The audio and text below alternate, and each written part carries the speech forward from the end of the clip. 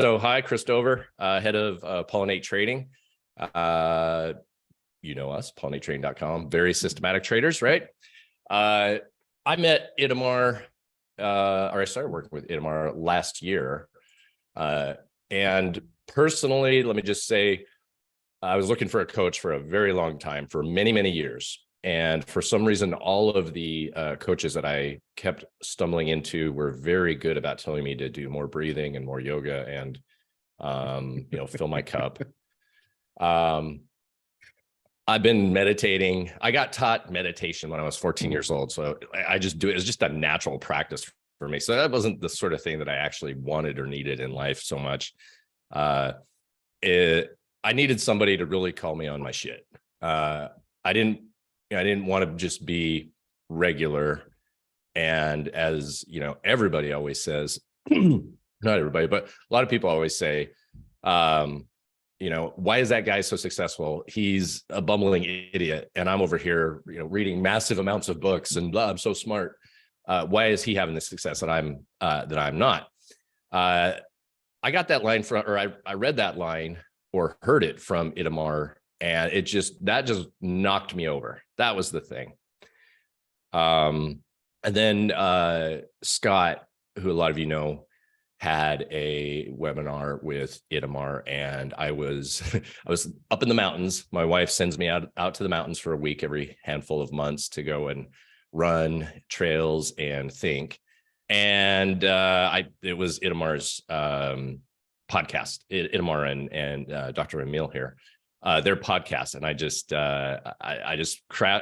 crushed through the whole thing, driving home. When I drove up there, I had, 800 items in my truck that I needed for a three-day retreat in the mountains. I mean, dumbbells and whiteboards and monitors and a stack of books. Like I'm going to read 20 books over the course.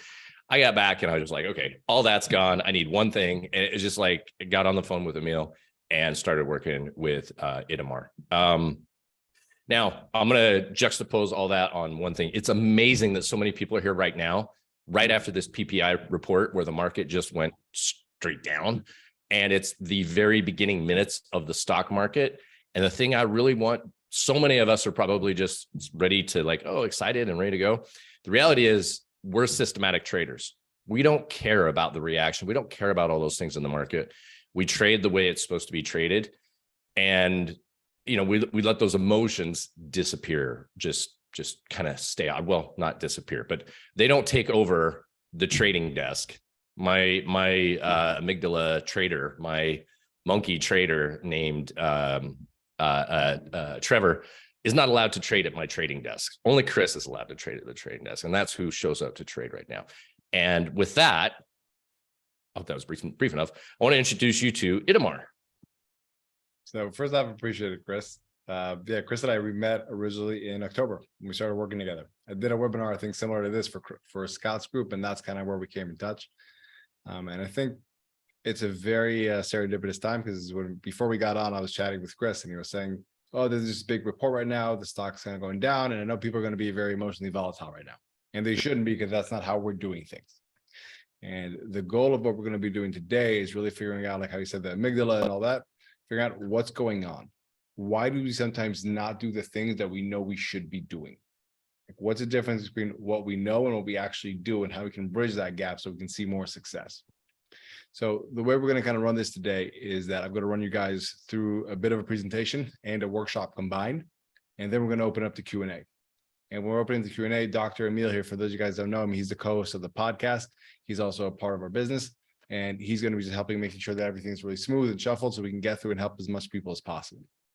Right now, in the meantime, I'm going to be asking, you guys already saw, please interact in the chat as much as possible. The goal here is to help you guys as much as possible. So the more you interact, the more I can gauge things, the more I can give you guys good tips. And for the next hour and a half, I just want to give you guys as much as we possibly can. All right. So if that sounds good to everybody, let me see the thumbs up emojis in the chat so we know we're rolling.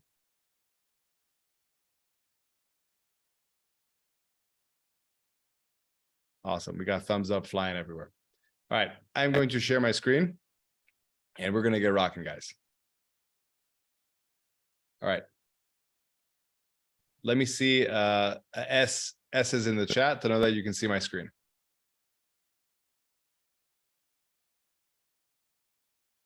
Great, we got S's. Awesome. All right, guys. So we're going to get started today. The whole thing we talked about and like the whole base of mindset, it's not just to feel good. It's to be able to take actions that will really serve you in getting what you want out of life. Now that could be in trading, it could be in your businesses and in your personal life as well. And we're going to be talking about how Chris was saying, it's like, it's not about more motivation or feeling better with yourself. It's figuring out how it can actually the actions that will truly serve you. So we're going to get started. Now, for those of you who don't know me, kind of my background quickly, just to say a little bit about where I've come from, what I've done. And the whole point of this is just to realize something I'm going to say at the end, that what I'm trying to do here and who this is for are not guys that are going for average. Like what you'll see is everything I'm trying to do is push the envelope in elite performance, kind of my background, everything I've done. So if someone's trying to go for average, honestly, you probably don't need this stuff. But if you really want to go to the excel next level, I'd love to share with you guys some lessons in how I help myself, some other people get there. So a bit about me. At 18, I was drafted into the most elite unit in the Israeli Special Forces. Out of the whole country, out of the 18-year-olds, there were 12 of us. At 21, I joined the Israeli Shin Bet, which is an Israeli security agency. It's kind of a hybrid between the CIA and the FBI. And I was also the youngest air marshal in Israel's history at the time. I'm a Brazilian jiu-jitsu black belt, and I was also ranked top 10 in the world, the amateur level, the blue belt level. For a while there, I was also the head of security for a couple of billionaires. I managed assets in the $500 million mark and managed a lot of multinational SEAL teams across the world. And nowadays, this is what I do. Like Chris said, I do some executive coaching and I do this public speaking. So that's the point, guys. Again, like I learned these lessons, but really trying to push the envelope of what I can do. And that's what I want to share with you guys today. So to start us off, I want to take you kind of back to a story of where this all started. So as I said, as an 18-year-old, I was drafted into the most elite unit in the country. And the training period to be qualified as an operator from when you get recruited is 20 months. So it's a year and 8 months. And between months 4 to 6, it's the most difficult part. It's called Advanced Unit Boot Camp. And Advanced Unit Boot Camp, the simplest way to describe it, it's basically an 8-week hell week.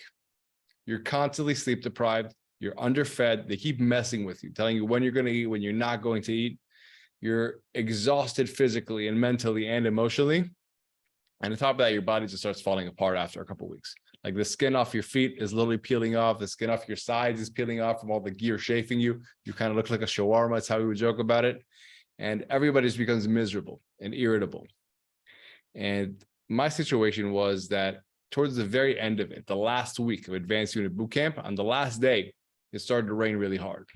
And when it started to rain, our officer came into intent and said, guys, it's raining. We're going to have some fun. Get your gear on. And we knew that meant we're going to go on one of these long runs. And during these runs, we'd never know how long they were going to be. We were not allowed to look at our watches. We were not allowed to ask any questions. It was just a run. And the runs, especially the long ones, were where I personally struggled. I did really well with some of the leadership drills. I did really well in the Krav Maga, but the long runs really weren't my thing. And this specific run, I started to fall back. And after I fell back from the pack, the officer came to me and he's like, Itamar, are you all right? I said, yeah, I'm fine. He's like, Itamar, you sure? Yeah, I'm good. He's like, Itamar, why don't you take a breath for a second, take a break, catch your breath, and then join us. I was like, no, I'm fine. He's like, Itamar, listen, just take a break for a second, catch your breath, and then rejoin us. Go sit on the truck for a second, catch your breath. I'm like, no, fine. He's like, Itamar, catch your breath for a second. Go take a seat. And in a tired haze, I said, okay. He said, great, truck's right there. And as soon as I sat on the truck, I got kicked out of the unit. I didn't need to ring any ceremonial bell or do anything of that nature. But basically, when we got back to base, the officer told me, Itamar, we're kicking you out. You shouldn't have sat. You basically were kicking you out for self-secession. You succeeded to a weakness in your mind when given an opportunity. And you're not fit to be here. So what we're going to do is we're going to drop you off close to your house and we'll get in touch with you. We're going to filter on to the rest of the special forces, a lower grade unit. And that was rough. As an 18-year-old who had told all his friends and family back home that I got drafted into this super elite unit, that was a very tough pill to swallow. I felt a lot of embarrassment, a lot of shame, a lot of confusion, but really it adjusted how I viewed the world at that time. It left an imprint in me. And in 2005, these were kind of my worldviews. One is that I'm soft. I mean, if I quit, I must be soft.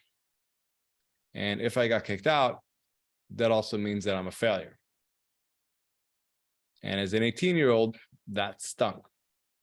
And what I also thought to myself was, well, you know what? I did really well with the leadership stuff, the Krav Maga, some of the shooting things. And I honestly gave myself a bit of permission to be able to coast in certain areas. So I said, you know what? Also, if Itamar sees any initial success, then he gets complacent and fails. And if things get hard, then I give up and fail. That's what happened in the run.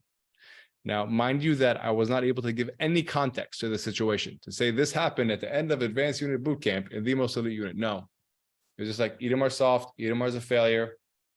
If he sees any success, then he's going to get complacent and fail, and he's soft. That was just how I viewed the world. And it created this very deep fear in me, one around failure and another on worthiness. Because what I felt was a big thing for me as an 18-year-old, that status of being elite, was stripped all of a sudden. And I was like, am I not good enough? Am I not worthy of being elite? And that really shook me. And it created this insecurity inside of me. That one, I am soft, and two, that I'm a quitter. And that insecurity stung. And I didn't want to feel it. And it created this chip on my shoulder. I said, okay, how can I avoid feeling, this fear of being soft or being a quitter? Well, I said, okay, if I'm ultra disciplined, that can resolve it. And if I'm harder, not if I go harder, but if I am harder, I can resolve that. And if I decide that I'm never going to give in, maybe I won't have to have that feeling of embarrassment again, of shame, of failure. And basically, as an 18-year-old, I wanted to be this guy. I thought if I was him, everything would be solved. And to be honest, it kind of worked. When I joined the Israeli security agency, the Shin Bet, it was very difficult. It's a 10-week program that's only open to ex-special forces operators. And I was the youngest guy there by a margin. And I had a lot of people looking for me to fail. And on top of that, at the first week, the weekend between the week number 1, number 2, I got rear-ended and got into a pretty bad car accident. And I had all the excuses in the world to stop the program, from my elbow getting jacked to my neck getting jacked, a lot of issues with people not loving that I was so young there. But despite all that, I decided, you know what? I am not going to give in again. And I didn't. I graduated with honors, and I went on to be the youngest AM officer in the country's history at the time. Now, on top of that, in jiu-jitsu, it also served me pretty well. I was able to win a lot of tournaments all the way up to the national level, winning the Rio de Janeiro State Championships. And I did that by being the most disciplined person you could imagine on the mats, and just never giving myself the opportunity to show any weakness to anybody. I was a beast. I earned a lot of interesting nicknames in Brazil, but because I had that kind of mindset, I'm not going to give in. But what was weird is that this kind of mindset carried me to a certain level, but then every time at the quarterfinals of the World Championships, I would choke. I would win all my matches leading up to that quarterfinal match that day and just run through a lot of the competition. And all of a sudden in the quarterfinals, I would just choke. I would tense up, I would underperform, and I would lose. Not because my skill set wasn't better than other guys, but because I wasn't able to bring myself out. My coaches would try to always talk to me about it after the losses and tell me, like, Itamar, there's something going on in your head. Like, this shouldn't have happened like this. And it's starting to become a recurring theme. And despite them telling me this, I wasn't able to hear it. I just thought I need to get better. So I would lose at the Worlds at 4 p.m. in LA, and I'd find somewhere to train at 7 p.m. because I thought I needed more skills, even though that clearly wasn't the problem. The reality was that before at the quarterfinals, I knew that if I win this next match, and I advance to the semifinals, I'm guaranteed a medal. And if I'm the first Israeli to medal at a combat sport like Brazilian Jiu-Jitsu at the World Championship level, then that validates me. That means I'm not soft anymore. I can let go of that insecurity. Now, mind you, I didn't realize any of this. This was all happening subconscious. I wasn't able to articulate what was going on. All of a sudden in the quarterfinals, I would just feel this pressure before the match, this need for validation that this could possibly give me. And I put so much pressure on it and on myself that my performance just tanked. To explain kind of how I finally got to understand this and bring awareness to it and resolve it, I take you guys back a little bit to when I was working in the security agency. So while I was in the security agency, I worked undercover in a couple countries abroad. And one of them was Mumbai, India. Now, when you're working undercover, they don't expect you just to hole up in your room, eat rice and don't have any contact with the outside world. You're still allowed to have some semblance of a social life. You can go out to restaurants, you can work out at gyms, you can do some normal things as long as you keep yourself safe by following certain protocols. So you obviously can't tell anybody what you do while you're there. You can't get in anyone's car. You can't bring anyone home ever. You can't go to anyone else's home. There's a lot of things that are made sure to keep you safe as an operator. And for me in Mumbai, after about 2 months, there was one guy at the local Gold Gym, and me and him started to connect a little bit. I would also always see him hitting the heavy bag. He would see me hitting the heavy bag. And eventually we met up and we would spar every once in a while. Now, I would keep things very clear by the protocols. I'd never let him follow me home, and I never accepted a ride from him to take me home. I always made sure that we met under my conditions, and we never met outside of the Gold Gym. I made sure to stay safe so I can have just a sparring partner and enjoy some part of it there. Now, in 2010, it was the FIFA Soccer World Cup. And during the semifinals at halftime, he called me all of a sudden. And he said, "Hey, Itamar, our TV's broken. Is there any chance me and my friend can come and watch the rest of the game at your place?" And while we weren't that close, Mumbai, like people there have a bit of a different culture. So I didn't think much of it. And he said, "Hey, man, no, that's not an option. There's a sports bar right next to the Golds. Why don't you go there?" I said, "Oh, okay." And he called me back after about 2 minutes and he says, "Hey, Itamar, the sports bar, they're not showing the game. Is there any chance we can please watch it at your place?" And I thought that was weird, but I said, "No, that's not going to happen.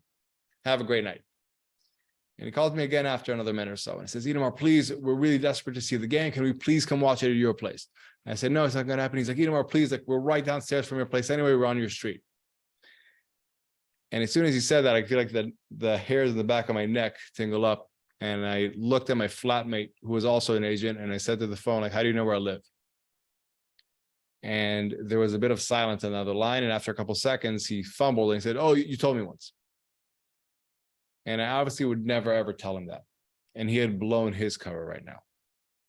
So I said to the phone, "Okay, I know who you are and you know who I am. The call is yours." And basically, my flatmate and I got our gear on. We called our boss. We called the local police. And long story short, that deterred them enough. But within a couple of days, I was out of the country. And our Mossad attaché confirmed that with the IBI, which is the Indian FBI, that was an Al-Qaeda cell that was trying to kidnap me. The reason they got onto me was because my predecessor, the person I came to swap in Mumbai, who was also another big white guy that kind of looked like me, kept a poor cover. And they got a scent of his trail, and then they just recognized that I'm his replacement. And to be honest, that shook me for a while.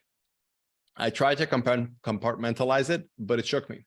And I developed some PTSD because of it, around social anxieties, meeting new people. And I wasn't able to connect with anybody for a good couple of years. Until finally, about, I want to say 7 years after that incident, I met a couple of people in Hawaii when I was traveling, a couple of Israeli people. And they were the first new friends I was able to make in 7 years. And I told one of them, like, you guys are the first friends I've made in 7 years. And he said, "That's weird. Why is that?" I said, "You know what? I think I had this issue in Mumbai where I almost got kidnapped, and I figured this belief in myself that anyone who's not Israeli can be a threat to me." And he just looked at me and he was like, "That's not normal, dude. You need to get some help. Like, that's not how the world is." And I was fortunate enough that he was someone that I really respected. He was a very successful entrepreneur and a family man, somebody who I appreciated. And he told me, like, "Itamar, like, I've gotten help myself. I think you should go get help and it'll really help you." And I took his advice. And fortunately enough, because of my back channels, I was able to be connected with the head of psychology of the Mossad. And I work with him one-on-one. And the interesting thing is, when I got in contact with him, he said to me, "Itamar, what do you want to work on?" And I told him, "Listen, I had this thing with Al-Qaeda. I almost got kidnapped. That's the thing we got to work on." And what was interesting is that I had zero awareness of all that past stuff from the military that was still holding on to me, of those insecurities I had formed. I was completely unaware of why I was sabotaging my success in a lot of ways because of that thing. And what was interesting that once we worked first through the kidnapping PTSD and then through that, I started recognizing certain patterns and how we operate as humans. And the main thing I can say that I learned from him is that most of the time we think we want a certain thing, We're really connected about it. We dream about it. We talk about it, write our journals about it, goals, whatever it may be. This is a thing we think we really want. But in reality, we're more connected to something else. We think we want this. We say we want this, but we're more connected to this. And more often than not, that thing is a fear. And it's a fear of having a certain feeling that we don't want to have. And usually it stems from some kind of insecurity. We think we want this, but we're actually more connected to this insecurity, and it drives our behavior. It causes us to do things that don't serve us. So what I want to do right now is I want to share with you guys 3 core fears that I've noticed that affect pretty much everyone. Now, what's important to understand about these core fears is that they're not very rational. They're not logical. They're not things that make sense for today's day and age. They're things that developed with us and stuck with us from 100,000 years ago, and they really served us well back then. But these days, they actually distort our perspective of reality and stop us from doing the things, the actions that really help us succeed. So I'm going to share all 3, and I'm going to say this. All 3 of them will probably resonate on some level, but one of them is going to stick out more than others. Okay? So first core fear. This is a fear of uncertainty or powerlessness. This is when you feel terrified to feel like you can't control everything, or that you're not capable of controlling everything. If you ever micromanage people, like you've ended up being the bottleneck in your business or in whatever you're doing, it probably comes from this. It can cause a lot of anxiety around things because you're not sure, okay, is something here not going to be what I anticipate? A lot of analysis paralysis and overthinking. And if you ever called a control freak, this is probably why. There's something pulling you internally to say, I need to have this certainty over my situation. And the interesting thing is that this made sense 100,000 years ago. You absolutely want to have power and certainty over the fact that when you go from your hut to the watering hole, a lion is not going to eat you. And you have that fear there. But in today's day and age, wanting to have certainty over everything, it's not going to help you. Like, yes, there's nothing wrong with wanting to take control over your life. But when in an effort to do so, you actually stop taking actions because the situation isn't perfect and controllable, that's when you run into problems. That's when you just stop. There's all that analysis paralysis and procrastination. So I want to ask you guys in the chat, who here resonate with this? Let me see on number 1, if this resonated with you.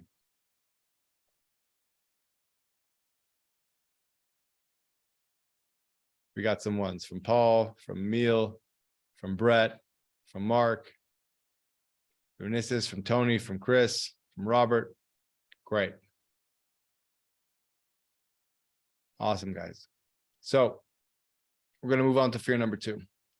Fear number 2 is a fear of worthlessness. This is the one that I still carry with me. This is, I'm not good enough. 2. Or I need to have X, Y, Z before I need to have a certain amount of credibility, certain accolades. I need to feel that others are going to be willing to hear me. Or I need to feel that I'm not sure and I have that certainty that people will respect me. This is a fear of failure. And sometimes even a fear of success. Because what if I succeed more than some other people? Am I good enough? Do I deserve that? It can a lot of times cause perfectionism because we don't feel we're good enough. So sometimes I think, well, if this thing I'm doing is perfect, it can make up for where I'm not good enough. It can compensate for me not being enough. And that's why we don't feel confident in ourselves. So the thing that we do, it has to be perfect. That's how we logically make that up in our head. It's that saying in your head, who am I to? And putting glass ceilings on your success because that's the glass ceiling of what you deserve. And if you ever felt imposter syndrome because you don't think you're good enough and you don't deserve it, that's probably where it comes from. So let me ask this, guys. Who here resonates with number 2? Let me see it in the chat.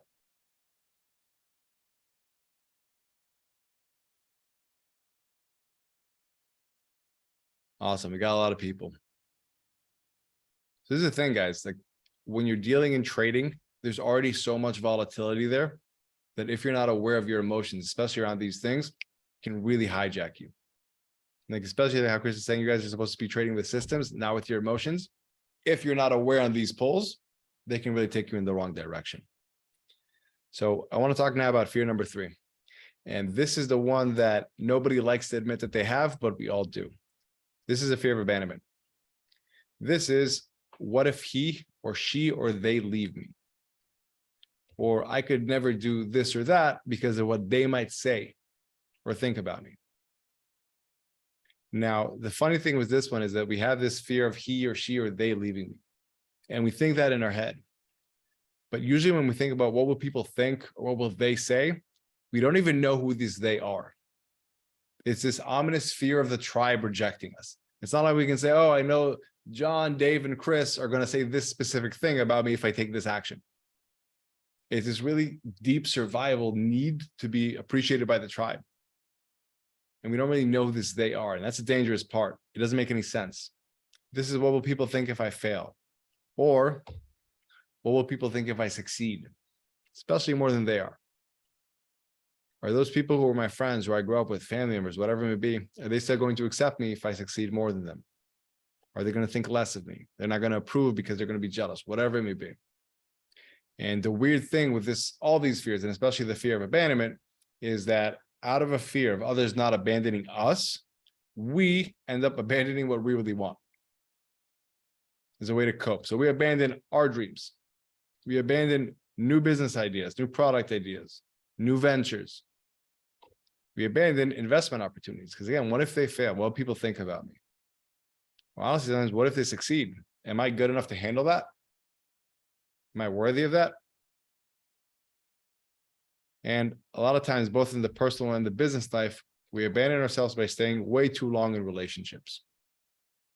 Because we're afraid to be alone, or we don't think we deserve it, or we don't know how the certainty will be without this person in our lives, whether in our business or in our personal lives. And the reality is that every single time we do this, we might not be able to consciously articulate what's going on, but we don't feel good with ourselves. When we look in the mirror, we know we're operating out of a certain level of fear. We're living a smaller life than we should, and we know that, and it doesn't feel good. So what do most people do? They resort to these numbing agents, distractions, vices, just a way to run away from them feeling the way they don't want to feel. For some people, it's drugs. For some people, it's drinking. For some, it's sex or pornography or shopping, buying things to make you feel good, just to give you a bit of a boost, a bit of that dopamine boost. Or it's procrastinating. Some of these things are very obvious, like YouTube, Twitter, or Reddit. But the most sneaky ones are when you just do small things in your businesses, when your trading accounts don't actually make any difference. But it's just a way for you to be busy and distract yourself from having to face the reality of, I'm living in a way I'm not proud of because some fear is controlling me. So let me ask you guys, who here has ever fallen prey to this? Let me see an N in the chat if you fall into these numbing agents. All right, we got a bunch of N's. Appreciate the honesty, guys. So like, here's the deal. The great news is, like, if you've done this, there's nothing wrong with you inherently. You're just doing something that doesn't serve you and you don't like that. You're not proud of it, which probably means like you actually want to do better for yourself, which is great. So with that said, let me ask you this, guys. Which fear resonated with you the most? Uncertainty, worthlessness, or abandonment? We got a lot of twos here. Twos, a 3 sprinkled in. Some 3s. 2s and 3s. Interesting. No 1s. Interesting. We got 1. Okay. Awesome. We got some 1s as well joining the party. So here's the thing why this is so powerful. The question you need to be asking yourself is, what insecurity is subconsciously driving you? And here's why you need to know that. If you can answer this question, you can be very powerful. Where in your life or business are you compensating for or avoiding an insecurity? That's a big one. Like, I like to say that a man or woman who knows their insecurities is a powerful individual, because they're not going to be pulled to behave irrationally because they're aware of what's going on. What happens a lot of time when people don't know where in their life or business they're compensating for or avoiding their insecurities, when they know they need to get something done, they're at a starting point here and they need to get to here, they end up doing this. They end up doing this. They create all this technical complexity to avoid doing something that's emotionally difficult. The path is from here to here, but they go like this because, oh, I'm about to feel something. I'm not sure I want to feel that. So I'll do this. I'll zig. I get a little bit more forward. I'm about to feel something I don't want to feel. I'm a bit insecure around that. That triggers me. Let me do this instead. And the big thing is, if you can recognize what's pulling you insecurities and you can flush them out and then you can resolve them, most people will be stuck doing this, but you can just do this. Most people will create this technical complexity to avoid emotional difficulty, but you don't have to. And that's where amazing results can really happen, because you can get from A to B much faster. And that just compounds. And I think Chris will testify that's what's starting to happen. And that's how it all starts working together. So any questions so far, guys? Let me see a thumbs up if this is all making sense. This is hitting home. I know we're on track.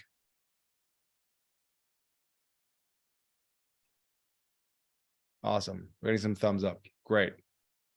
So what I want to talk about, how we all like bring this home. How do we really take this into an actionable, pragmatic level and not just leave it in theory? So there's a thing I call the action equation. Very simple premise. If your drive is greater than the resistance you're facing internally and externally, you will take action.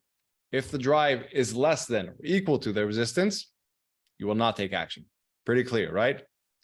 Now, what I see most people, how they're trying to attach this thing is through what I call the motivation fallacy. So they're saying to themselves, okay, if my drive is greater than resistance, that'll let me take action. What does that mean? More motivation, more grit, more purpose, more drive. More drive, I win. And I think it's actually pretty understandable why we fall for this. I think we've all felt at the beginning of our careers, of our businesses, whatever it may be, when we just got started, we had to do things. We had to make payroll. We had to make rent. We had to get a couple of bucks together, whatever it may be. And whatever insecurity we might have had, it was irrelevant because we had this survival motivation pumping through our veins and we just made things happen. It's like those stories you hear of a mother lifting a car off her son. It's kind of that. And we all experience that and we remember that. But we also remember that at a certain point, like things kind of got good enough. We made enough money where we weren't stressed about it. But instead of keep going up, we kind of plateaued because that survival motivation, it died down. And all of a sudden, that normal motivation, that everyday thing, equal to our insecurities. And we kind of felt like we were going like this. So let me see in the chat, guys, type me if you resonate with this. That's happened. You had a boost and then it kind of normalized after things got good enough. Me, yes, me. Yep. Awesome. So the thing is, the motivation fallacy is when people look back to those days and say, oh, you know what, that worked back then. Let me get back to it. If I can pump up my motivation to level 10, then my insecurities don't matter anymore and I can win. And I've seen people go about this in two main ways. One is a softer approach, kind of get realigned with your why, find your purpose, and find this endless well of alignment that'll make everything super easy and amazing. And the second approach is the harder approach. It's kind of find an external source of motivation, toughen up, push harder, get up early, and just get it done. And both these things, they're extremely difficult to maintain. They're what I call motivational band-aids. So let me ask this, guys, and I've done these as well. Like I'm curious in the chat, who here has done these? Let's try to go down this route. Yes, yep, yo, me. So like, here's the deal, guys. If you've done this, there is some good news. The good news is that you're aware that there's a problem that's not around your specific skill set. It's just about your ability or desire to actually execute on it. You're recognizing, you know what? I know what I need to do. I have the capacity to do it, but I'm just not doing it yet, which is a great place to be because it's not like, okay, I have no idea what I'm doing. I need to learn some stuff. The bad news is that these methods, they don't create sustainable elite performance. They absolutely give you an up. It might last a week. It might last a day. It might last a month. But after that up, it eventually fades and you kind of go back to the situation. And it feels like kind of riding a roller coaster. You get motivated, things go good for a week, then you're back to here. Then you're like, okay, I'm going to pump myself up again. I'm going to do this thing. We'll go to a conference, whatever it may be. But listen to this audiobook. You go back here and then you go down. It creates a lot of this volatility and uncertainty in your personal life. So my proposition is this. When you're in a situation where the resistance you're facing, where you feel this plateau, and the resistance is greater than or equal to the drive, and you're not taking action, you have two big options, two main ones. One, you can keep riding that motivational roller coaster, or what I would suggest is to attack resistance. And I purposely use that word, to attack resistance. You don't have to wait for this to magically heal. You can very systematically and aggressively attack this thing. It doesn't have to be a passive thing. I think a lot of people go for the motivation to toughen up because they think, if I want to be an A-type and I want to get after it, I want to do things, and I don't want to just passively wait, I have to get motivated. But this stuff that's holding you back, this resistance, you can also go after it in a very, very assertive way. It doesn't have to be a passive thing where you just wait to heal. You can very systematically attack it.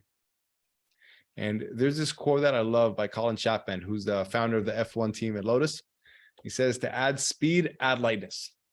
Adding power makes you faster on the straight. Subtracting weight makes you faster everywhere. Like the motivation, we saw that, like that figure earlier with the zigzags. When you get motivated, you'll go, but then you'll hit an emotion you don't want to feel. Ooh, and then kind of it'll slow you down.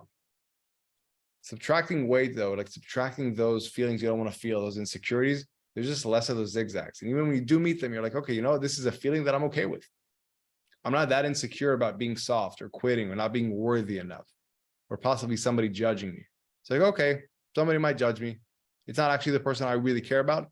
And when I meet that, I'm so, okay, keep going, keep going, keep going. And this is really what it's all about.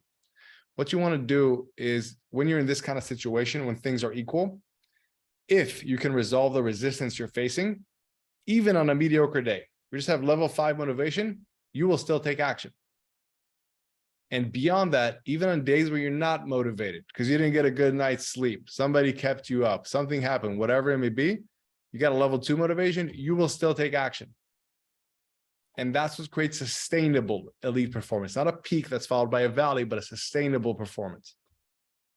That's what it's all about. Because like the reality is, you guys are all, I'm sure like Chris's group, you guys all have a certain set of values. It's like what you're trying to do with the training and having a great life, it's tough. It's like you're not ever going to find this endless well of alignment or whatever it be, where everything just feels easy and amazing. I think that's a fantasy. It's like trying to succeed, especially in trading when there's volatility and your emotions are at stake. You're basically climbing a mountain. But if you're also anchored to all these insecurities and all these emotions that you have that are pulling you in different directions, that climb is infinitely harder. It's harder than it needs to be. And what could be amazing for you guys, if you can say, okay, you know what? Instead of me just feeling like sometimes I'm hitting this invisible wall, I can actually see the cord that's holding me back. And I know what's going on here. And then if you can also clip it off, that's when you can really start flying.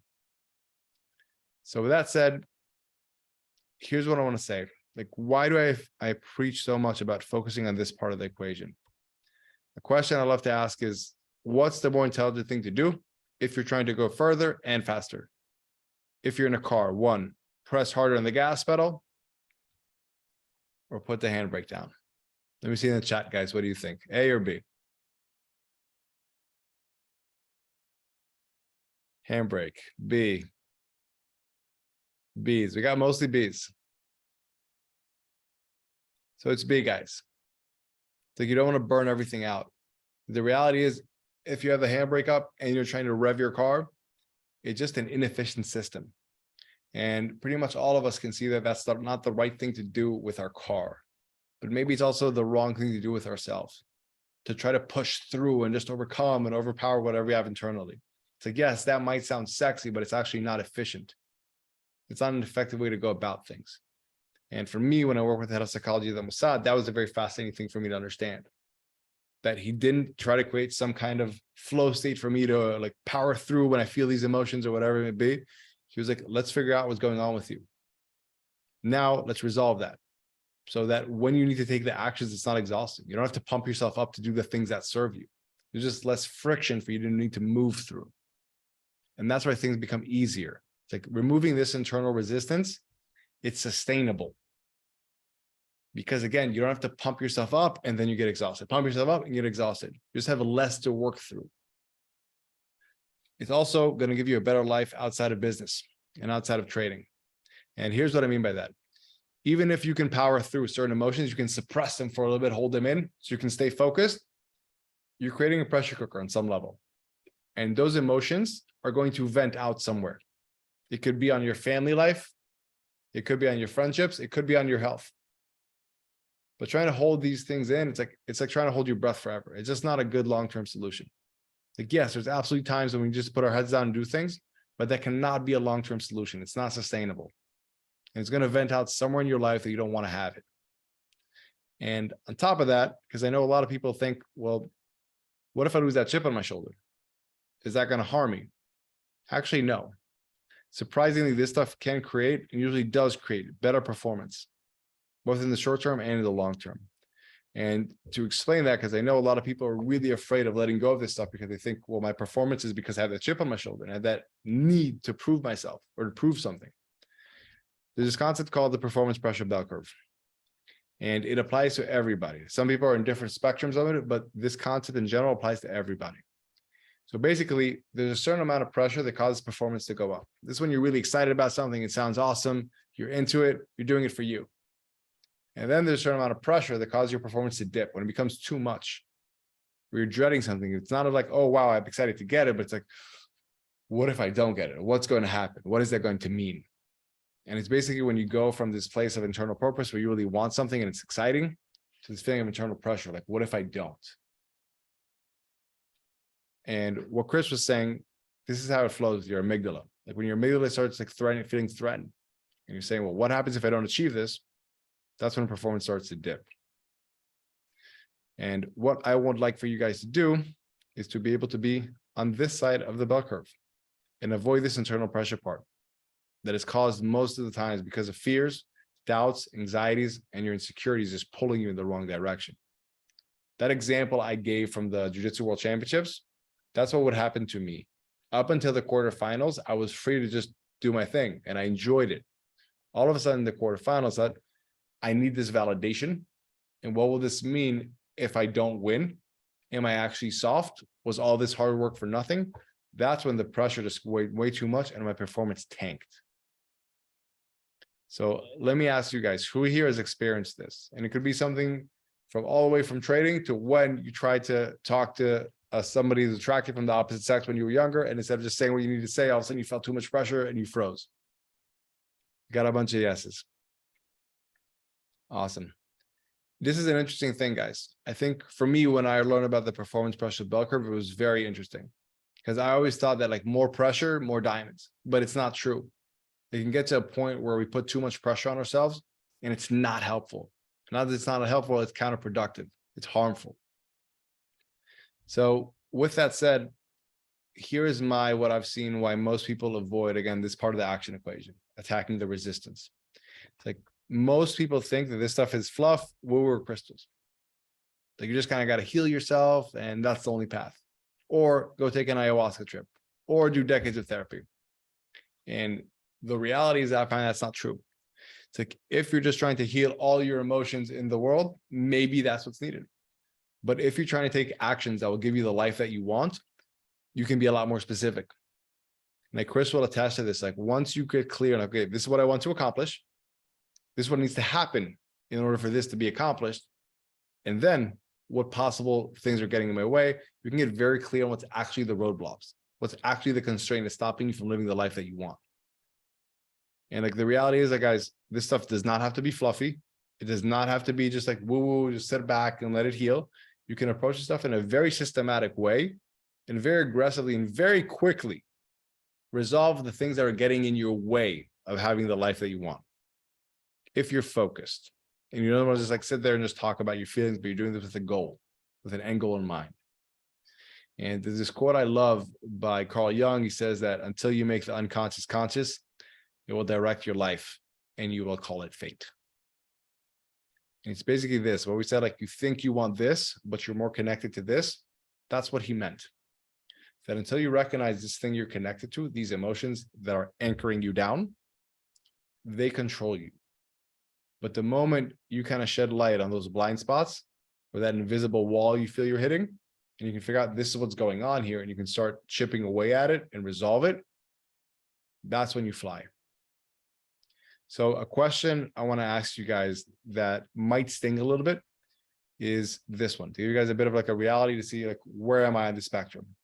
Is if you had no insecurities pulling and holding you back, forget about what could you achieve in some aspirational land. Like realistically, if you had no insecurities pulling and holding you back right now, what are you currently capable of achieving? And if that's different than where you currently are, then the stuff in your unconscious mind is probably holding you back. I can definitely say that's what it was for me. Like for me, when I really started to dive into this stuff and work on it, things really took a turn. Like on the business front, things exploded. Like we got to, I think, 6 figures within the first 5 months of opening the business. And my hobbies level, like I was finally able to actually really perform well in jiu-jitsu on everything I competed. And also on a personal level. Like I was a very guarded individual, a very shelled individual, especially after the stuff in Mumbai. And at the time I was seeing my girlfriend for about 7 years. And I knew I loved her, but for whatever reason, I wasn't able to commit. I wasn't able to propose. And finally, after kind of like removing some of the stuff I had there, certain beliefs about what control I needed to have or what certainty or whatever it may be, I was able to propose to her. And since then, we've had an awesome life. We have this little dude and this awesome little dude. We just have a happy little family. And I don't think, that wouldn't have been possible if I hadn't done this work. And there's this quote by Emerson, again, I love, it says, the only person you are destined to become is the person you decide to be. And what I would love for you guys to decide, I want to propose you should decide, is first off, no more band-aids. No more motivational band-aids or fluff. Instead of it, go deep, be elite, tackle the 3 core fears, say no to motivation, and I really dare to win. The reason I'm saying dare is because like, this stuff can be scary. It requires courage instead of just doing, again, like the small thing in your business or watching YouTube or whatever it may be, to say, you know, there's a feeling here I'm afraid to say out loud that I'm having. Like, I guarantee you guys that I did not enjoy saying, you know what, as a young male who thinks himself as a kind of like an A-type, I'm afraid that I'm soft. I have an insecurity that I'm not tough or that I'm a quitter. Vocalizing that was not easy, but being able to actually own it and say, okay, I'm going to be tough enough to own it. That's what made all the difference for me.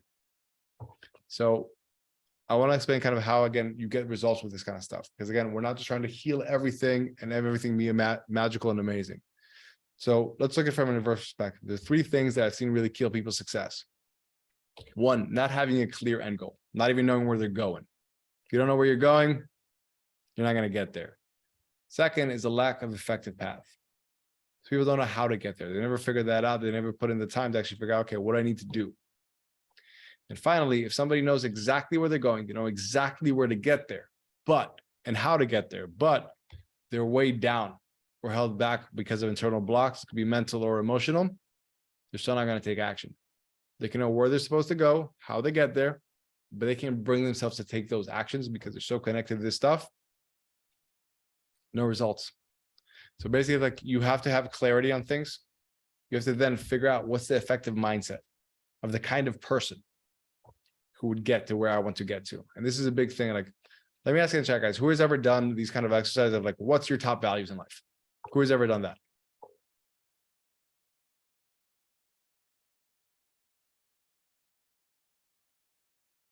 We got some Y's, some me. Yes. So no, yes. So here's the deal, guys. My honest opinion. I think a lot of those exercises are irrelevant. They're not productive. It's like they can make you feel aligned in the moment that you know what your top values are, but they don't help you clarify, if this is what I'm trying to achieve, what do I need to value?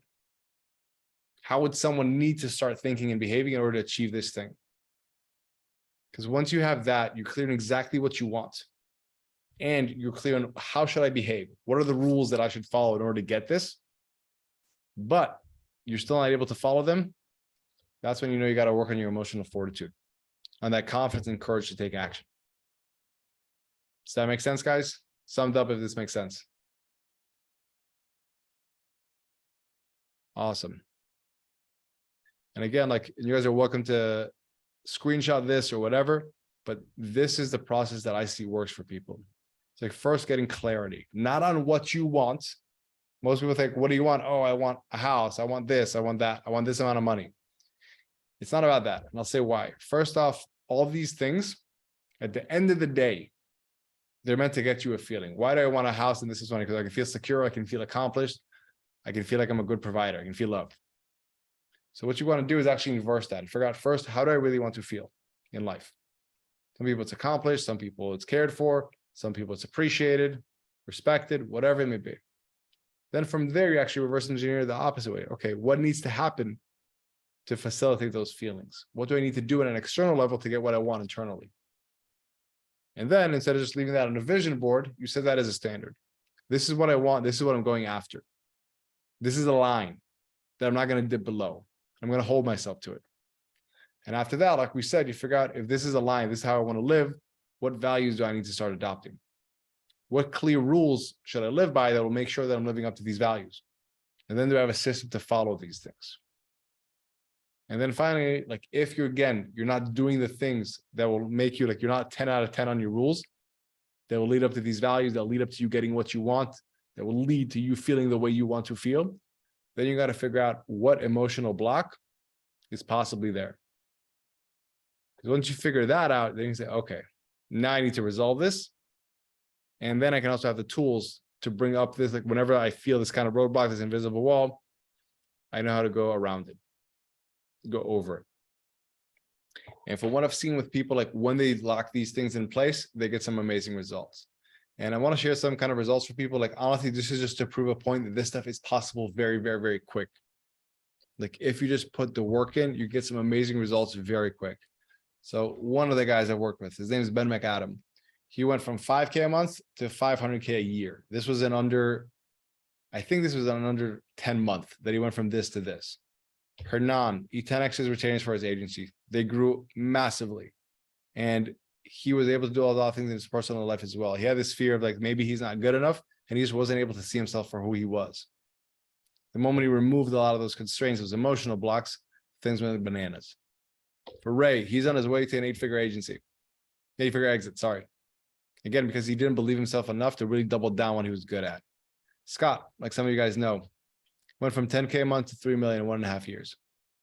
Now he's pulling out 500K in profit a month and on his way to a mid-8-figure exit. Like when Scott and I started working together, he was at 10K. I was at 3 million a month because he did these things and he bought into the system and he just went for it. Ian Horley, same thing. Went from having a good agency to something that he's pulling out now 200K a month from. David, same thing. Best quarter ever. Again, just because he finally got out of his own way. He had a team, he had everything in place, but he stopped having this feeling that he's not good enough, so he needs to appease everybody. And instead of that, he was able to focus on what do we actually need to get done to move the business forward, to grow the pie for everyone and win that way. And this stuff is possible, guys. If you follow this kind of blueprint, amazing things can happen very, very quickly. Because you're not just going this general kind of like, oh, I have this feeling, I should talk about this feeling. But you know, there's an end goal I'm trying to achieve. So let me systematically figure out what's stopping me from getting there. Because if you're about getting results, you have to take action. And this is the clearest blueprint I've seen to help you take action. So that is today's presentation. And I want to open it up to Q&A. But before we do that, actually, no, let's open it to Q&A right now. So how we're going to do this, guys, Emil's going to see in the chat whoever has a question, and we're going to bring you on, and I'm going to try to just like, honestly, just coach you guys and help you guys as much as possible. So with that, I want to give a little bit of context to the Q&A. I can help you guys the most if you can come up with a certain level of clarity. So instead of just saying like, I'm stuck, if you can say, hey, this is the thing I'm trying to accomplish, and I think this is what's holding me back, or I'm not even sure what's holding me back. The more you can clarify that for me, the better of an opportunity I have to really help you and dig in and resolve something very, very quickly. Okay, so try to come in like, this is what I'm trying to accomplish. This is what I think is holding me back. And give me a little bit of context, and then we can really move things fast. All right, so with that, Emil, let's take it away. Yeah, for sure. What I would say to everyone as well is if you are on this webinar, then you are not where you want to be in life. There is more that you want to achieve. There's a feeling that you haven't achieved what you want to achieve. That means that there is a question. You have a question. right? And it requires a level of vulnerability and setting aside the ego to ask that question. So if you are not asking a question, then just challenge yourself and reflect on maybe why you're not asking that question. Just think about it, right? We can't answer everyone's question today, but just think about why you're maybe afraid to ask and what of the fears are causing you to be afraid. Anyway, so we have a question from Jörg, and he is asking, has religious faith helped you as well on your journey? Jörg, we're going to bring... Honestly, no, I'm not a religious individual. I consider myself Israeli more than I consider myself Jewish, I guess. So like, truthfully, just no, like it wasn't, again, let's put it this way. I've seen a lot of people have a lot of help from having an external source of faith, because again, it's a booster of motivation, of self-belief and all that. It's not been my process. My process has been mostly just to like remove the self-doubt that I would need something to give me more faith, so to speak. Like there's just less self-doubt, so I don't need that much more faith. But also I just didn't grow up religious, so I never connected with that. Awesome stuff. Yeah. But I mean, let's bring Hope that somebody answers on. your- If somebody actually wants a little bit of coaching, I'd love to just like have someone on and chat with them. Yeah, so Paul K is asking, do you recommend doing a circle with your slide schematic for each endeavor, business, athletic, personal, or one that includes all of the goals? Okay, so let's boil this down. Business, athletic, personal, like that's all the goal. And like how I'm saying, you want to figure out how you want to feel, things will stem down from that. And what you usually see is that there's going to be certain patterns. Like the thing that's stopping you in athletics is probably also affecting your business. And it's probably also affecting your personal life. It's just manifesting in different ways. It's like, it's not that you have a ton of different things. You probably have a couple root fears, certain beliefs that have formed because of you like throughout your life, that from this root, it stems in a lot of different ways. It branches off and it affects your athletics, your personal life, your business. And it's really not about trying to figure out each of them in isolation. It's like your success in any of those things are a downstream effect of who you are internally. Your external success, business, athletics, whatever it may be, it's a downstream effect of who you are internally. So what you want to do is get down to the root of like, what's going on internally with me that's stopping me? Because what you figure out, even if you work on the athletics and you think, okay, this is a thing that's like, this is why I'm not excelling, this is why I'm not doing well, and this is where I think I'm holding myself back, and let me resolve this thing I have here. All of a sudden, personal life will go up, business will go up, and so on and so on. Paul, does that make sense? Is that clicking?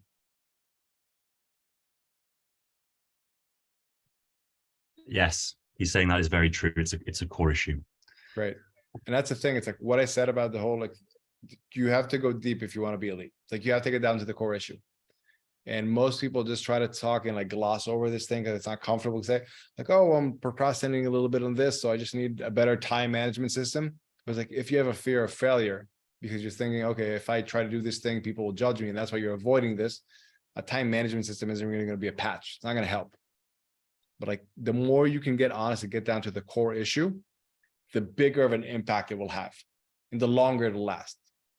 Because like, there's a saying I love, like, you don't want to solve like 3-day problems. You want to solve 3-year problems. So if you solve a problem because of your time management in some way, but you don't solve the core, like that thing is still going to pop up in a different way. But if you get down to the core of the issue of why you're not doing things that serve you, it'll resolve in so many different areas in your life and for a long amount of time. So I hope that helps, Paul.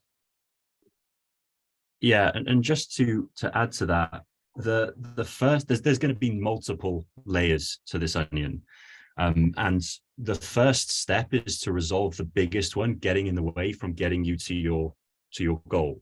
And then once you've resolved that will have the biggest impact, and identifying that core issue. And actually, there's a couple of questions here how to go about identifying these core issues, which I think is a good question. It's a great question. But once you overcome that first one, you now have a process to overcome the next one, which will keep getting you closer. The first is the biggest, that will have the most impact, but you just keep going. You just keep peeling those layers. You just keep improving.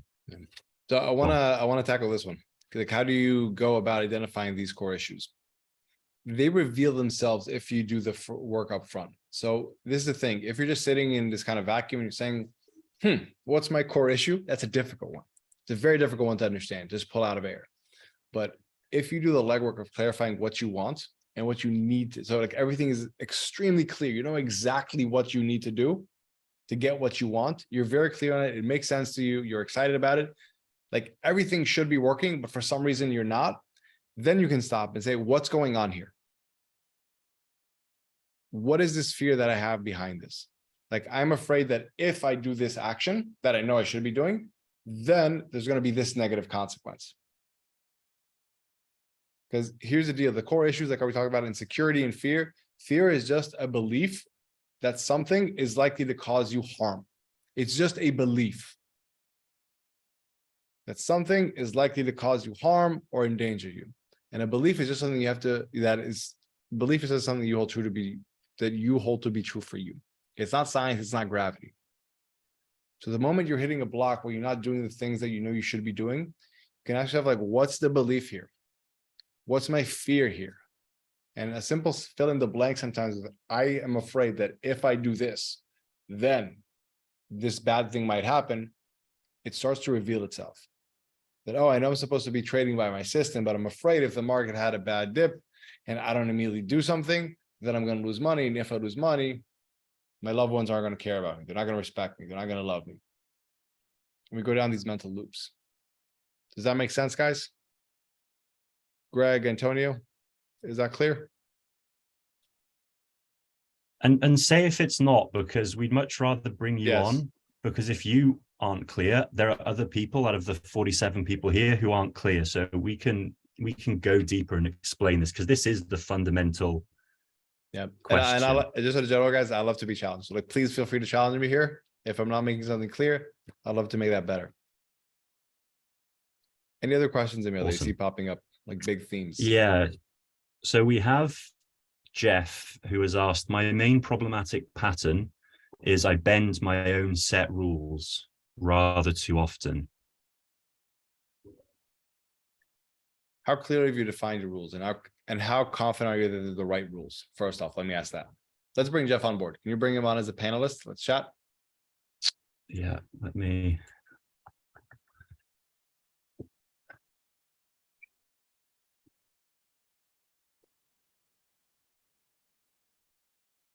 How am I doing that? Jeff Borisov, right? Yeah. Cool. Let me promote him to panelist. I might not have the authority to do that, unfortunately. All right, Jeff Gotta should make me be more here 1 important, second.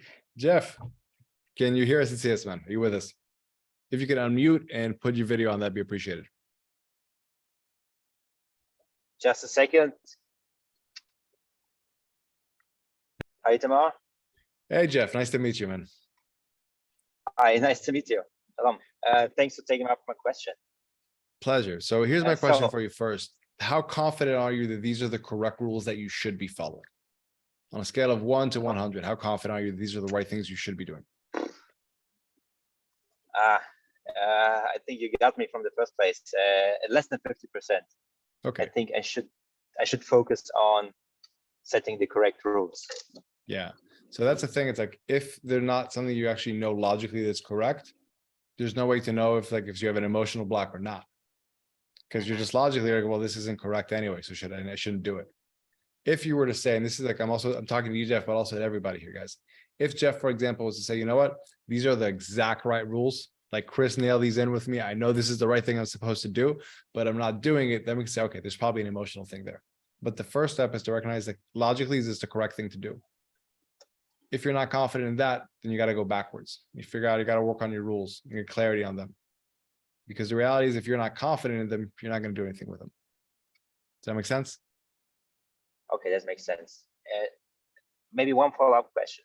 Please.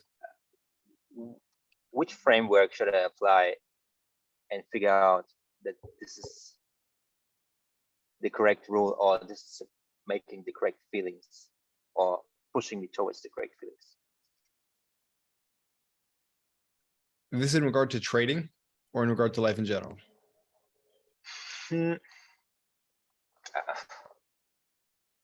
maybe both, or is there a difference?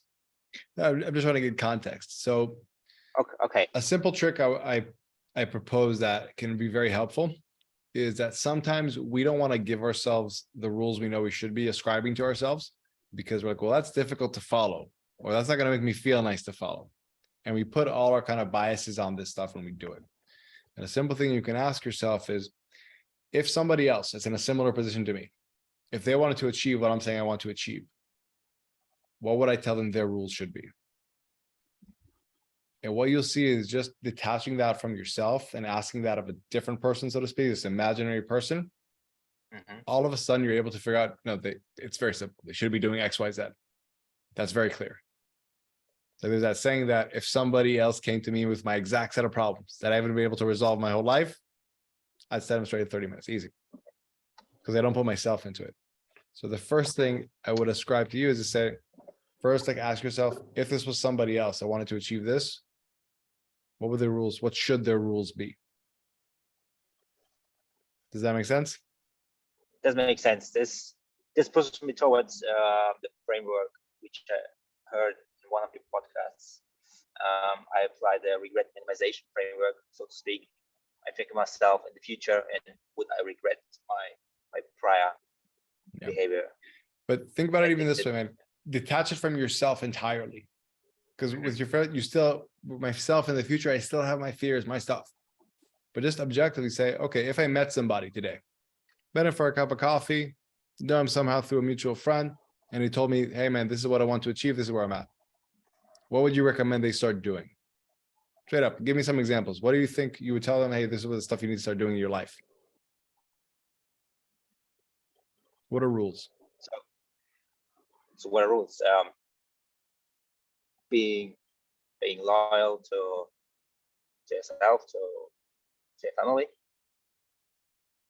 putting them higher than everyone else. Yeah, that may be a rule. Might be, yeah, man. And I think that for you, the big stuff is if you can flush these things out, like write as a journal exercise, what I would recommend to somebody else, then see like, what am I actually not doing here? Oh, that's interesting. And then if you can say, okay, you know what? I'm confident that if I do these things, if I follow these kind of rules, these kind of frameworks, I'll see success. And you're still not doing them for some reason, even though you know it's the right thing to do, then you got to figure out, okay, why am I resistant to doing this? What is my fear here? What's going on? Okay. Dig deeper and peel off. Yeah, but first give yourself the opportunity to dig deeper by knowing that it's the right thing to do. Does that make sense? Yes. You get me in the right direction. Yeah. Awesome. Thank you, Jeff. Thank you. Cool. All right. So here's what I want to do. I'm going to also move Jeff to attendee. So what I want to do for a second, guys, he kind of brings up an interesting point. Let me reshare my screen. So not everybody needs to work on their mindset. This is a big thing. Like there's what I call the hierarchy of elite performance. It's like you have to know where you are here. Not everybody needs to focus on their mindset right now. There's a sequencing to that. Like that's how there was a sequencing for him about recognizing, you know what, first I need to figure out what I should be doing before I even figure out if I have any mental blocks. It's kind of like that. So the way I look at it, at the very bottom, you have to have a skill set that you're capable of pulling something off with. Like if you don't know how to trade, for example, like I have a pretty good mindset. I could not make any money trading right now because I don't have a skill set in that. I don't know how to do it. First off, you got to have that base level of a skill set. On top of that, you have to have the character traits. Basically, it's a willingness to accept responsibility for your life. Then I'll just be a victim to say, you know what, I can change, I can adapt, I can grow, I can achieve things. On top of that, if you already have a skill set, you have that positive character, we're trying to take responsibility, but you're not sure how to do it, and you're not willing to see challenges as opportunities, and you just get discouraged very easily, that's where you got to work on your mindset and have that ability to see challenges as opportunities for growth. And finally, if you have all that and you have that mentality, but you feel like you hit this invisible wall or you don't know what's going on, then it's probably an emotional block. And that's when you got to work on that. In the chat, guys, does that make sense?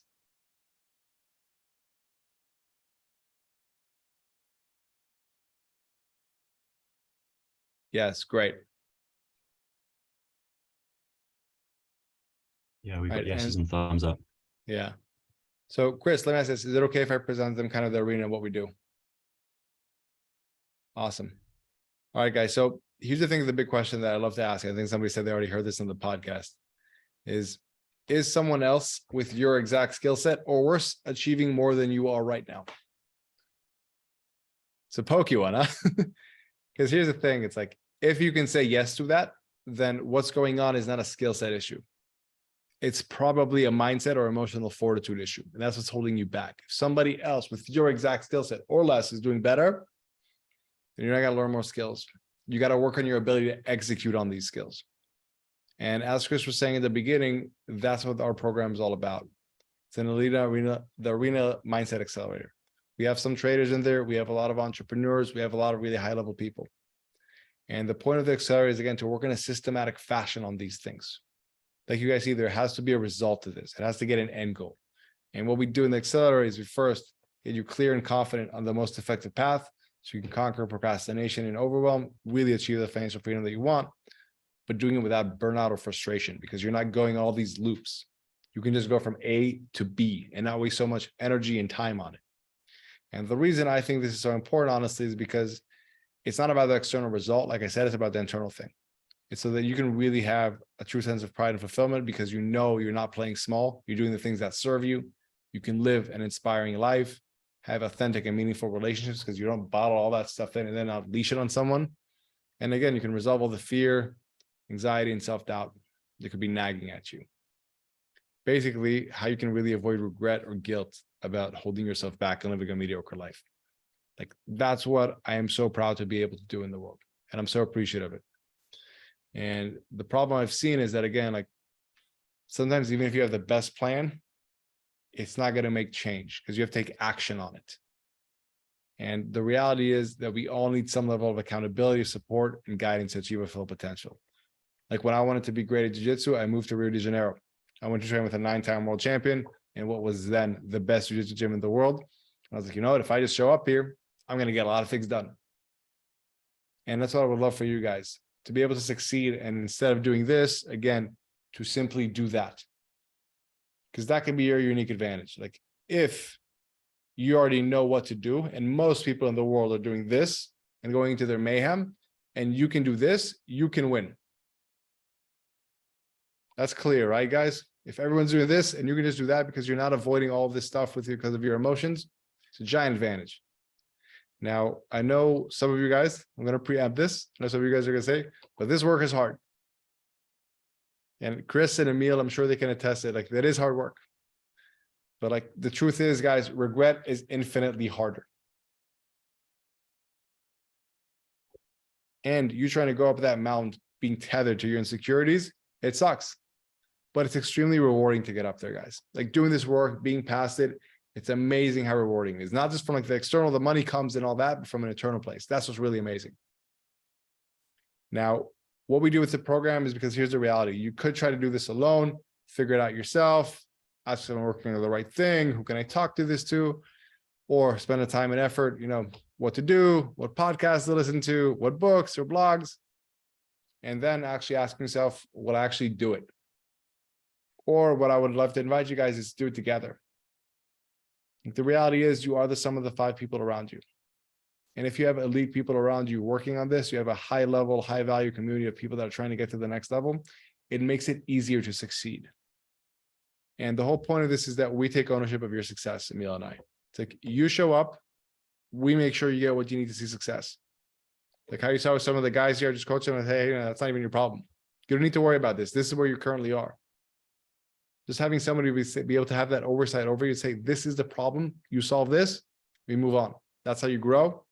That's the point of this. And again, we give you that elite accountability. We follow the demands of our environment. It's that simple. And we'd love to provide you an environment where succeeding and figuring this stuff out so it doesn't hold you back anymore is just easy for you. You show up, that's the hard part. We take care of the rest. So a bit about this, what we will focus on and what we won't.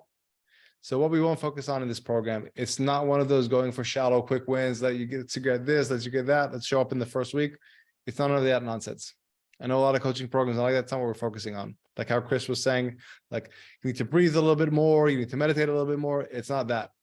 It's not just to make you feel a little bit better right now so you can say, okay, I'm improving. What we're really going to do is focus on the deep stuff that makes a lasting difference. Like what I said in the earlier Q&As, we're going to get to this core stuff. We're going to resolve this core, and we're going to put in the work to resolve this core. So you're rid of it. It's gone. It doesn't affect you in life anymore. It's not something that lasts for a couple of weeks, but it's something that lasts for a couple of decades. That's the point of what we're doing here. In order to do that, we keep it as small cohorts. It has to be small and in close touch small cohorts so we can give you that close and personal touch. It's a 6-week sprint. It's not a decade-long process. 6 weeks, it's intense. You get down to the root of things and you resolve them. And both Emil and Chris have gone through the program as people who have actually gone through it before Emil was part of the business. They can attest to this. It's intense, but it works. And it only takes 2.5 hours a week. There's a 1.5 hour workshop at the beginning of the week. It's not a course. It's a live interactive workshop where we interact with you. And at the end of the week, there's a live Q&A with me. Kind of what we're doing right now, but we dive much deeper because I get to know you and I really get to go into your head. There's no fluff, no question in your booklet. It's take you hours to fill out. None of that nonsense. Because we just have this impact battle, that's high impact battle tested system. It just gets to the core of what you actually need to get done. No surrounding fluff.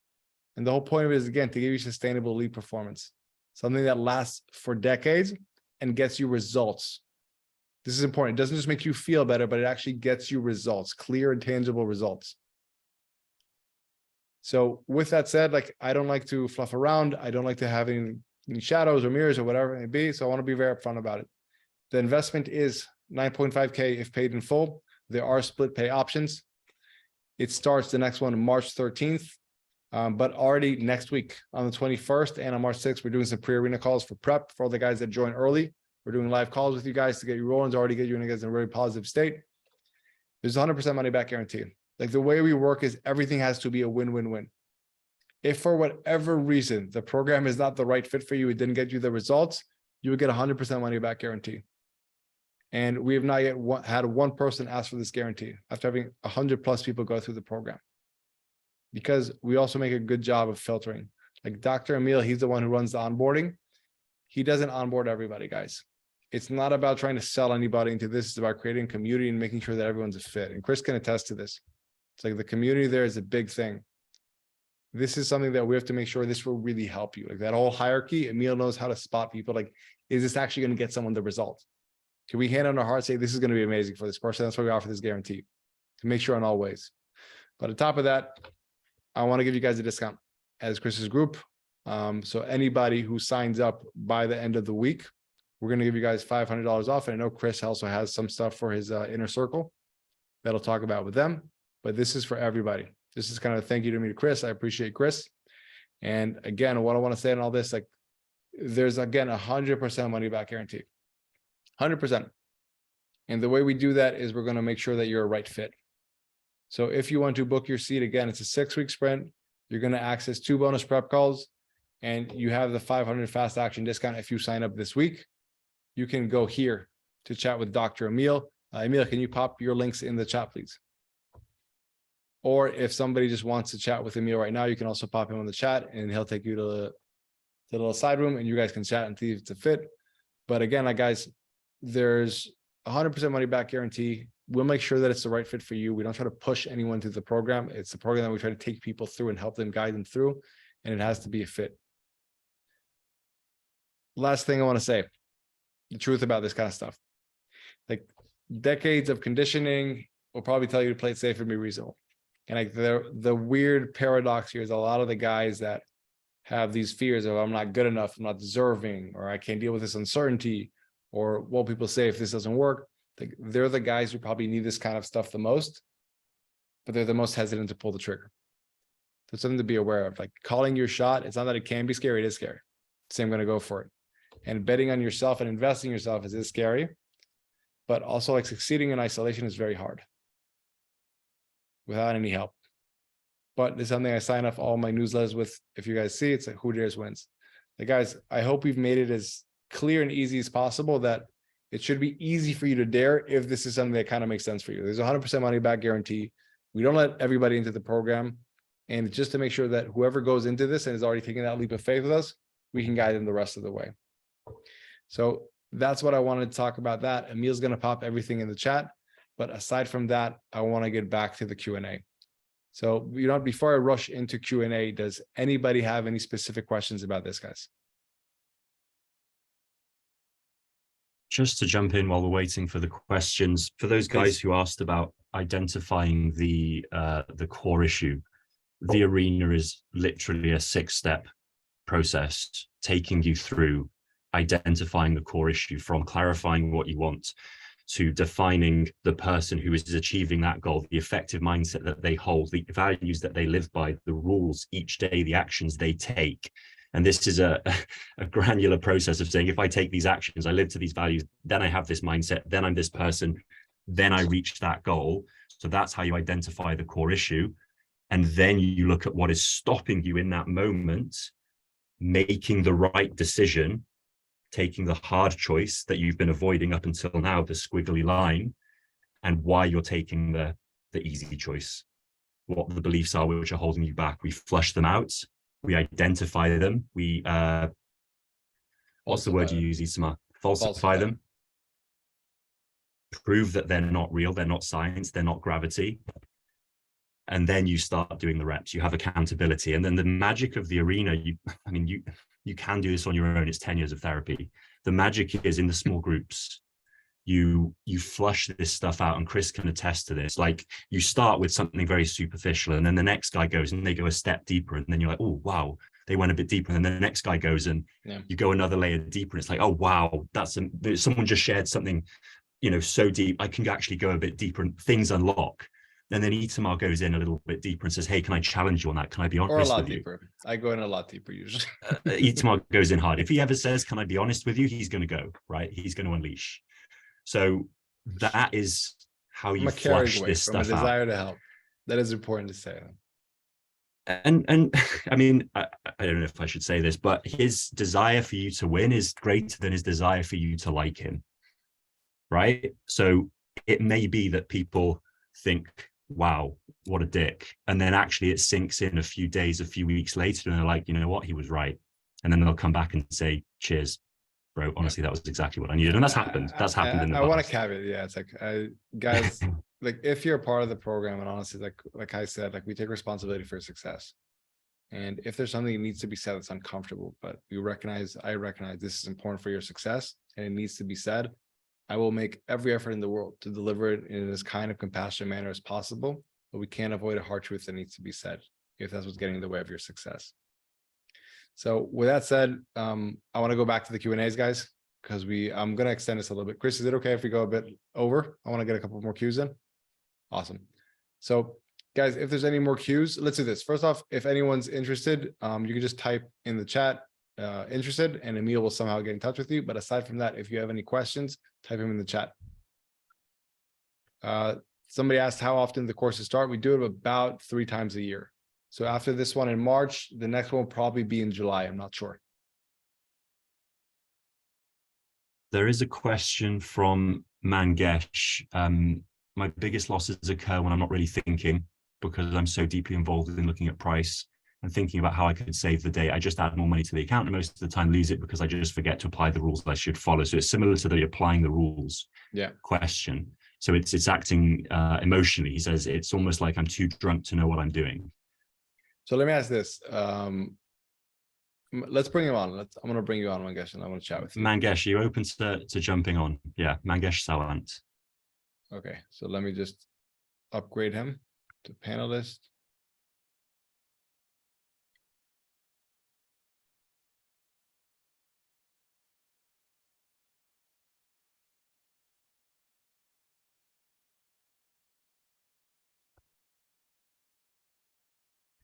Mangesh, can you unmute yourself and turn your video on, please? Yeah, here we go. First off, how do I pronounce your name, man? Apologies if I'm doing it incorrectly. No, you do it rightly. Mangesh. Mangesh. Okay, great. So here's a question for you. Do you also have in your rules what's the stop point? I do. You do, and you know it's in a rule, but you don't follow it, correct? Yeah, it's like you just stop thinking. Yeah. So here's the thing: the easiest place to cross a stream is at its source. It's like if you can cross like a river, for example, when it's already a raging rapid, or when it's just starting out, this is where you want to go. Now, what's happening to you is that things are getting to this raging rapid place, and then it's kind of hard to let go, correct? Absolutely. So what you really want to be doing is knowing the cues and the signs of when am I starting to get emotional here? Like when is that starting to set in? That could be the powerful thing for you. So can I run you through a bit of an exercise? Absolutely, yes. Okay, so there's a thing called the ABC triangle. It basically lets us Okay. know when we're starting to get emotional. So the A is affect, like how do you feel? B is body or behavior, like kind of what goes on in your physical state. And C is cognitive, your self-talk. So let me ask you Okay. this. When things start to get a bit stressful because prices are going down, you're losing whatever it may be, how do you start to feel? Is it agitated? Is it nervous? Are there any feelings there, emotions? Not really. I mean, Okay, there are good, fine. not really You're emotions. not going to It's resonate just with all of that, them. yeah, I'm just probably just blank and I'm not thinking what's going on. It's absolutely, I don't know what's going on. Okay, so let me ask this. If I'm next to you in the room, me personally, I'm next to you in the Yeah. room and I'm just observing you. When that starts happening, what happens with Mangesh physically? Does he maybe groom his hair? Does he stay all of a sudden like laser focused? He doesn't leave his seat for a long time. Do you have certain like a Uh, feeling in your stomach? laser focused, don't leave my seat. My eyes are wide open. I'm not Okay, blinking. great. And is there anything that you tell yourself in your head? Like, oh, I just need to get a winner. I need to put some money in. Are there any thoughts that go on in your head? Any things you say to yourself? Yes, it's the same thought. Let me just get through this. Let me just get through this. Just one more. That's Just one more. beautiful. That's awesome. Here's the thing. That's your sign. Whenever you hear that voice in your head saying, let me just get through this, you take a step back. Yeah. I'm getting emotional. That's the source of the stream. The sooner you can recognize that that's what's going on in your head, you know you're in an emotional state right now. And this is going to be a downhill spiral. That's your big things, man. If you can say, okay, I noticed this thought going on in my head, or I just catch myself being laser focused. I'm not moving. My eyes are wide open. You got to back off. Your emotionality is time to take it over.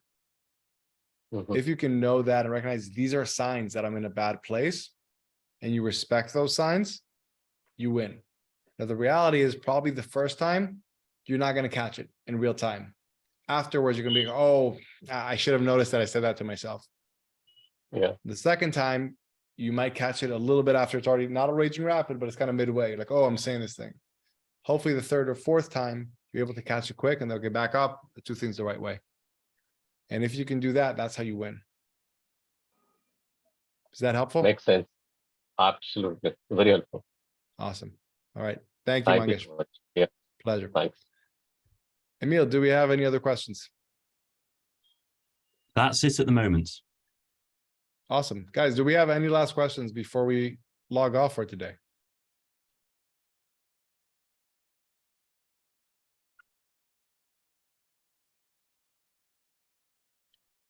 Chris has said yes. Chris, what's the question?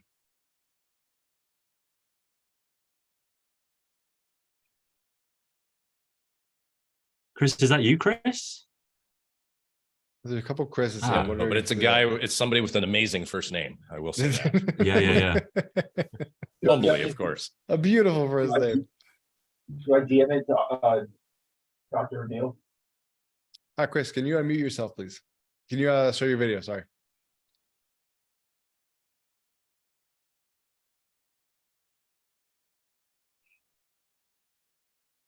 Chris have doesn't have video. video. It's okay. Okay, sorry, go on. like the audio is very jumbly.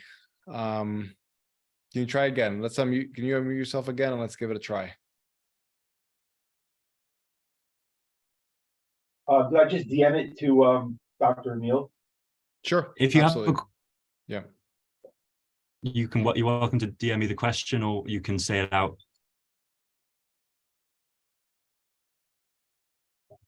Sorry, we have a load of Chris's in the panelists. We do. I thought it was all you, Chris. I think it was a mistake in admin. But all right, guys. So here's what I want to do. If there's no more questions, first off, I want to say like thank you, Chris, for having me on. I appreciate you. I appreciate you letting me share this with your audience, with your people. Do you have anything you want to wrap up or say before we head out? One, thank you so much for guys, anybody who's watching. I've done this for a long time with him, not a long time, but for quite a while, repetitive twice a week. This session today, still, every time, it doesn't get old. It doesn't, yeah, it absolutely works. And it has really helped me. Okay, there we go. There's Chris, friend of mine, good friend of mine, former Marine as well. Anyway, guys, if you have any questions, hit me up directly if you want anything. If you're in the lab, we got a special working on this, so hit me on the lab on that. And it looks like Chris has a pretty good question, so I don't want to. I'll let him see if we want to go with that. But yeah, great time. Thank you so much, Itamar. Pleasure. Nice to have it in the morning this time too. Sorry for you guys. You get a little taste of the medicine. Yeah. So Chris, I'm in Mexico. This is great for me. Yeah. Oh, we're coming to visit. For me, it's almost midnight.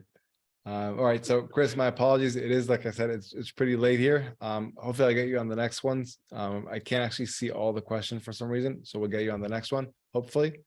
For those of you guys, again, really appreciate it. I hope this was helpful.